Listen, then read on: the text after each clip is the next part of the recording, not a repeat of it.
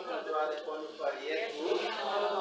Maintenant, yes ou non, n'est que la forme interrogative du phrase.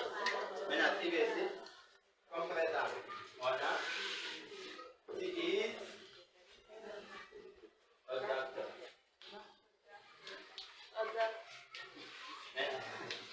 On a ça ici, regardez, ici nous avons une phrase avec Mathieu. Maintenant, si la phrase est la forme interrogative, donc c'est yes ou non.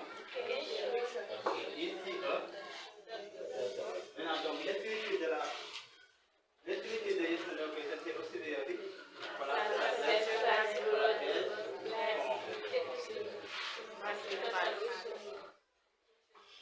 c'est bon. Maintenant, pour la réponse, ça c'est la question. The question is, maintenant, the answer.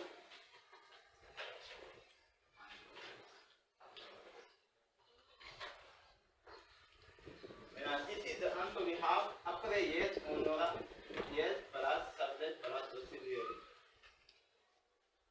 Maintenant donc ici quand on a ici docteur. Maintenant pour répondre, si on a répondu après yes, on aura quoi? Yes. Si on n'a pas besoin de mettre yes, he is docteur. Ok, après yes, il faut mettre seulement yes et on fait l'un. Parce que toujours, la phrase commence par son auxiliaire. Maintenant, regardez, et quand on a are you,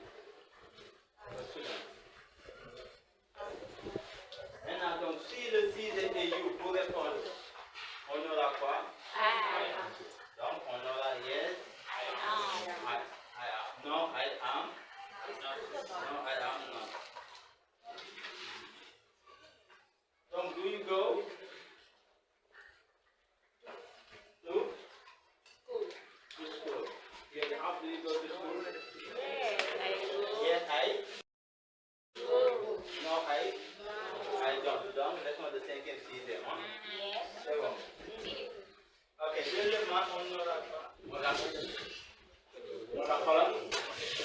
nañ si am concentration bu mag nga xam ne tey lañ koy comprendre facilement mu jeex foofa nag reporting speech comme li may wax ñoom soxna rek ma ne leen leçon bi moom mooy point de grammaire bi nga xam ne waa Sénégal dañ see war a aay. billaay dëgg la. parce que lii leçon bi lu ñuy jàngal waa Sénégal suñu yeewoo 6 heures du matin ba minuit si loolu rek la ñuy nekk.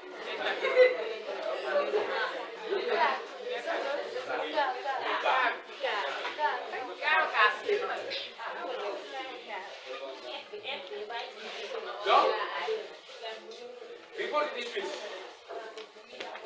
lenn kese la. You going home? Yeah. See you.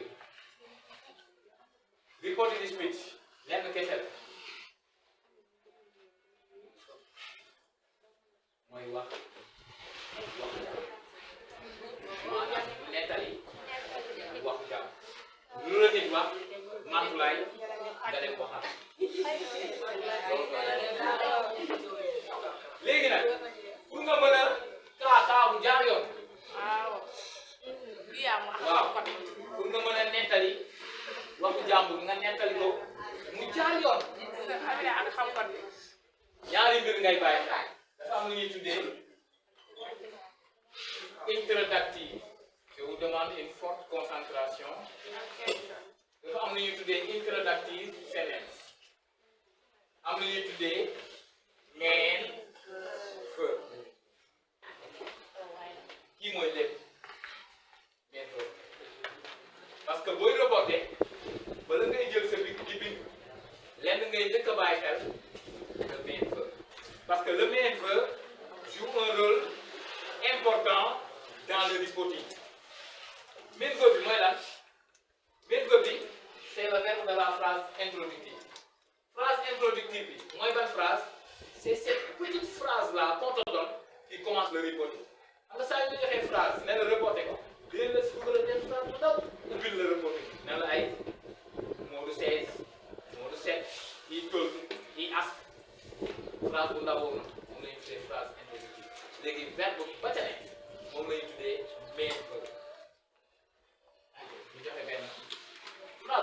la terre ah pour ñu mën a comprendre facilement. Mother goes to market. Mother goes to market. ñun lii la ñu war a nekkal benn nit moo ñëw nekk yaay dem na marché Khadija moo dem ci biir bal d'accord madame Faye dem na marché ba mu ne ko madame Faye dem na marché léegi buntu bal di taw waaw mbedd mi kaay leen ñëpp génn léegi lan la leen di wax Khadija nee na loolu mooy Khadija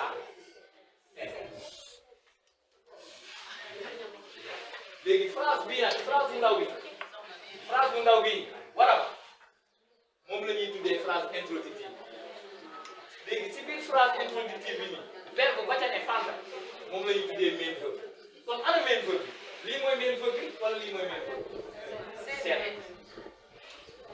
suñu main verb léegi main verb bii nii soit moom day nekk au présent simple wala mu nekk au passé simple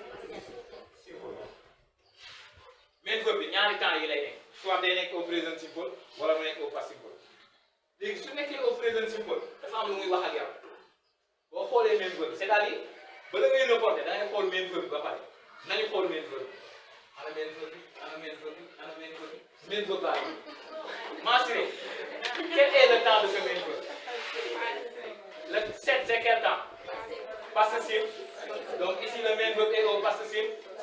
Maintenant, si le main verb est au passé simple, en reportant cette phrase-là, tous les verbes qui sont dans cette phrase, on change leur. Maanaam boo xoolee main verb xam nga bindaguñ dara mais jot nañu information yu bari si xool main verb bi rek xool nañu main verb bi ñu ne main verb bi de ban temps la nekk ñu ne passé simple nga ne ah forme bi nee na moom. Si le main verb est au passé su may reporter phrase bi bépp verbe bi nekk ci phrase bi temps am day changer kon main verb est au passé on change le temps des verbes de la phrase que nous devons reporter. Le main verb est au présent simple on ne change pas le temps des verbes de la phrase que nous devons reporter. Comprendre nañ loolu. Le main verb est au passé saa yooyu reporter ba daal ci verbe da ngay changer temps.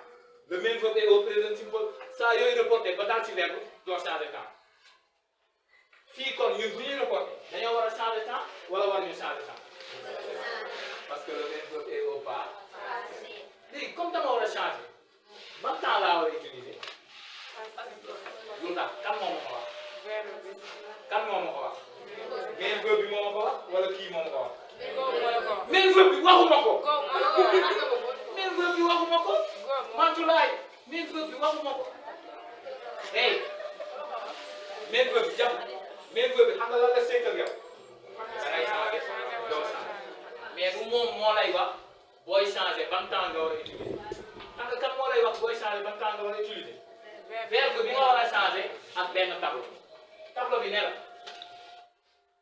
boo waree changé maanaam tableau bi dafa ne la saa yoo xoolee main verb bi nga gis ni main verb bi nekk na au passé nga gis ni yow da nga war a changer ñëwal ci man nga daw ci tableau bi. aywa tableau loo ma wax tableau ne la présent simple tableau ne la présent simple égal passé simple tableau bi nag su la waxee présent simple égal passé simple waxu la main verb bi de dafa ne la phrase verbe bi nga xam ne moom nga war a changer temps moom ngay xool su nekkee au présent simple boo koy changer. Present simple nekk past simple mu ne la present perfect égal past perfect biu mu ne la past perfect égal past perfect ne change pas mu ne la past simple égal past perfect kon lan ngeen di seetlu da ngeen di seetlu ni que ni présent simple bi mooy nekk past simple soxna présent simple bi mooy nekk past simple présent perfect lan lay nekk past perfect past perfect lan lay nekk past simple lan lay nekk mais est-ce que gis nañu fi présent continu est-ce que gis nañu fi passe continu du ma ko joxe parce que wax bu yegg te du ngeen ay bu ñu la waxee présent simple égal passe simple donc présent continu égal la passe continu ñu ne le présent perfect égal passe perfect kon présent perfect continu égal la passe perfect continu ñu ne le passe perfect égal passe perfect kon passe perfect continu égal la passe perfect continu ñu ne le passe simple égal passe perfect kon passe continu égal la passe perfect continu nañ la ko voilà le même verbe est au passé on doit reporter donc on change le temps de ce verbe léegi reporter bi xam nga lan la les guillemets disparaissent n'est-ce pas Dieynaba les guillemets disparaissent léegi ngay indi di teg di indi di teg di indi en indant di teg li nga war a changer nga changer léegi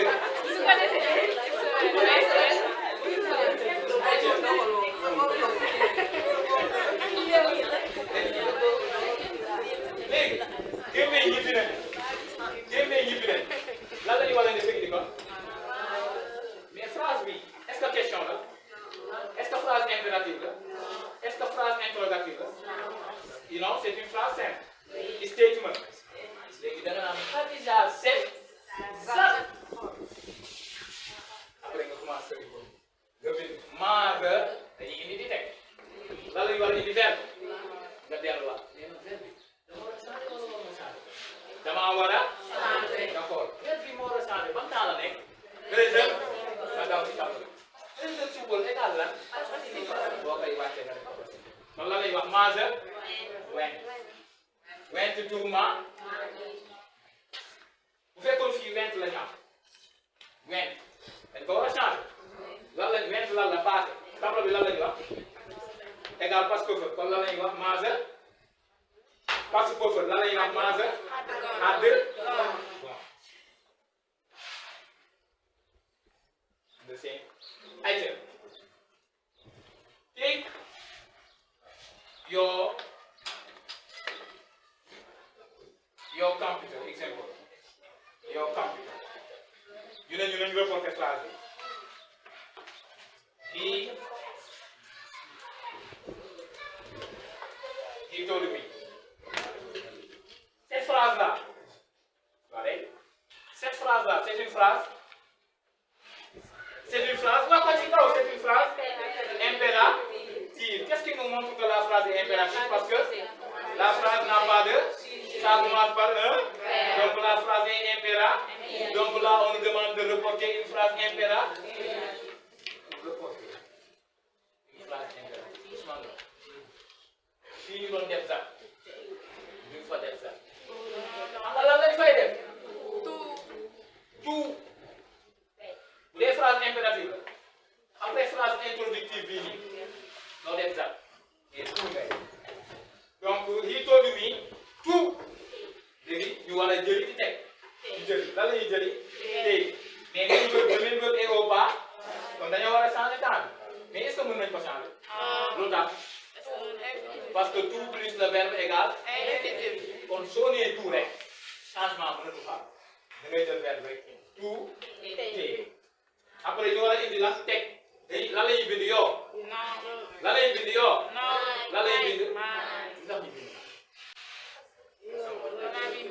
parce que dafa ne la told me lii told me wax na ma dafa ne lii la ma wax jëlal sa ordinateur ma taw nee na ma est-ce que moom su nee ma jëlal sa ordinateur man damay dem ci Bintu Balde nekk Bintu Balde moom de nee na ma jëlal sa ordinateur ma wax ma xam naa ko Bintu Balde moom de nee na ma naa jël sama ordinateur donc regardez si on vous donne une phrase on vous demande de reporter la phrase Jabou et que vous avez yo et si vous regardez la phrase introductive vous avez mi le yo devient ma bu fekkoon nag amul mi parce que ñaari moo mën a am nga am mi wala as bu fekkee as la le yo devient awo bu fekkee mi la le yo devient maay the same